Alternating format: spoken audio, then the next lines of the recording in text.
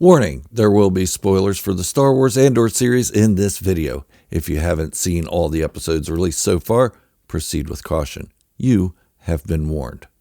First, I need to make a formal apology.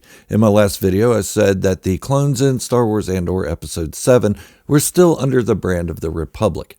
I was mistaken. I'm usually really good at picking up details in just about everything I watch. I missed a couple major details, and I'm sorry for that.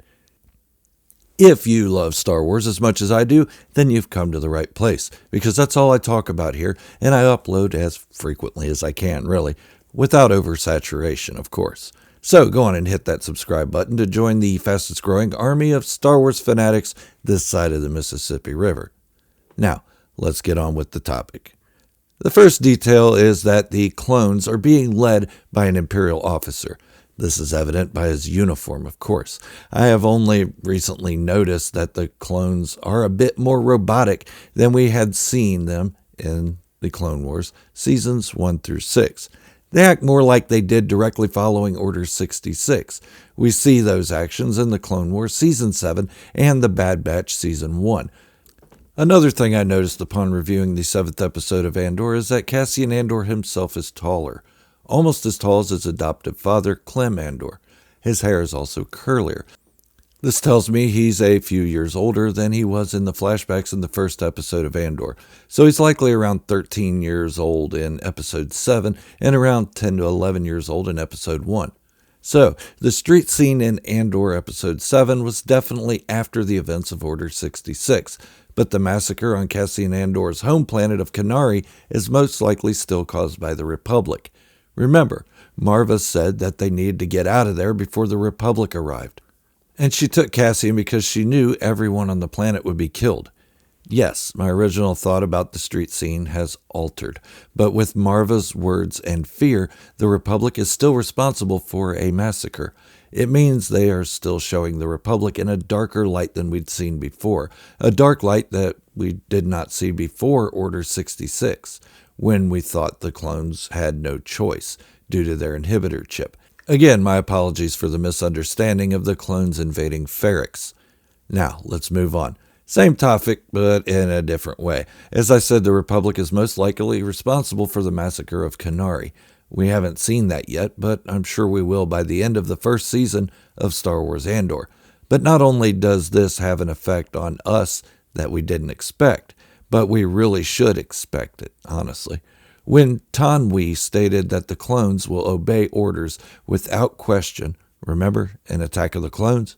She meant it. It wasn't a cryptic message warning Obi-Wan Kenobi that they would turn and one day obey orders that contradict the goals of the Jedi's existence. Well, it was kind of that, and she was simply stating they will obey orders without question from whomever is in charge of them of higher rank.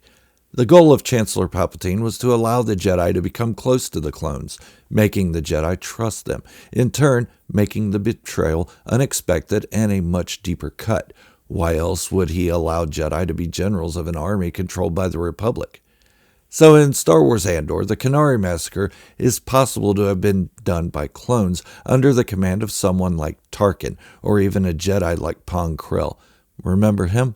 The Jedi Master who instigated the whole battle between the clones on Umbara? Wouldn't that be a cool twist? Pong Krell, or a Jedi in a similar situation to him, ordering the death of children on Kenari. It wouldn't be the last time children were killed at the muzzle end of the clone blasters. R.I.P. younglings of the Jedi Temple raid on Coruscant. But would it really be too dark for clones to do something so horrific? No, we've seen them do it in Revenge of the Sith and attempted to kill Caleb Doom in the Bad Batch Season 1. It can be argued that it was because of the inhibitor chips in Order 66 at that time, but Tanwi stated that the clones were obedient and would follow orders without question. As I stated in my last video, the clones are darker in the Andor series, and it will continue to be that way. They weren't created to be lifelong friends with the Jedi. They were created for betrayal, war, and occupation, as to usher in a new era in Star Wars politics and rule, a Sith rule. But back to the clones as they appear in Star Wars Andor Episode 7. Several people have pointed out to me that the height difference in the troopers wearing the armor is different. That means these troopers can't be clones, but that discrepancy could be due to them being different actors, not CGI as we've seen them in live action in Revenge of the Sith. It's a detail that could have been overlooked, but being actors and not CGI could be the technical reason for it. I don't want to say that they're absolutely clones because we don't know that for sure, but I will offer this as a solution. In the Bad Batch Season 1, we see conscripts mingling into the ranks of the clones, becoming the first Stormtroopers. But these Stormtroopers don't have the same mentality as the clones. They're hesitant to kill innocent people, at first.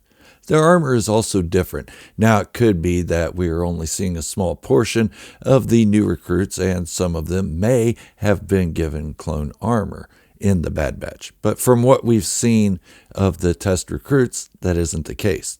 Their armor's black at first. Then they switch to the black and white armor that is more like the Ralph McQuarrie concept art for Stormtroopers. Nothing like the armor from the Clone Wars at all. However, or after Order 66 is given, the clones are much different than we've seen them previously. I guess that goes without saying. Other than the clones turning on their Jedi generals, friends, they're much colder and more callous to even each other. They don't seem to be hesitant when given an order, no matter the order. And as the Kaminoans said, they will obey any order without hesitation. And we see that in the street scene of Star Wars Andor Episode 7. They immediately react to the orders given without hesitation. Given that they are wearing the all-white clone armor, shinies, without any unit markings, and they aren't in the black clone armor nor the Ralph McQuarrie concept armor, it stands to reason that these are actual clones still remaining in the Imperial ranks after Order 66, maybe a unit that hasn't been phased out yet. The only real discrepancy for the contrary being that they are of different height from one another. But as I said before, they could be actors and not CGI. They could also be cosplayers filling in the ranks from the 501st Legion. It isn't beyond Lucasfilm to use them, as we've seen in The Mandalorian Season 1. Again, I'm not saying they're absolutely clone troopers, but most signs point to that. I only regret that I didn't catch the Imperial details the first time around. Maybe I need to stop watching the show at 3 a.m. when it airs, or maybe watch it a second time before posting a video about it. I generally watch all episodes a few times to look for the details, but when Andor Episode 7 aired, I didn't have much time for that. I regret not taking another day to do it, so I apologize for the lack of attention to detail. I'm really interested to see if we have more moments like this in the Andor series, or other live-action scenes and other shows involving the transition of clone troopers to stormtroopers, even though I do think there is enough content surrounding the Imperial and Republic era at this time. This evolution is something we haven't seen much of in recent canon, other than the Bad Batch. But what do you think? Are the troopers in the Star Wars Andor series clones or early stormtroopers? At this point, it could really be either one. This is Gerald from Star Wars Fanatics signing off, wishing you all great health, happiness, and peace. Thank you all for watching. And remember, this is the way, the only way.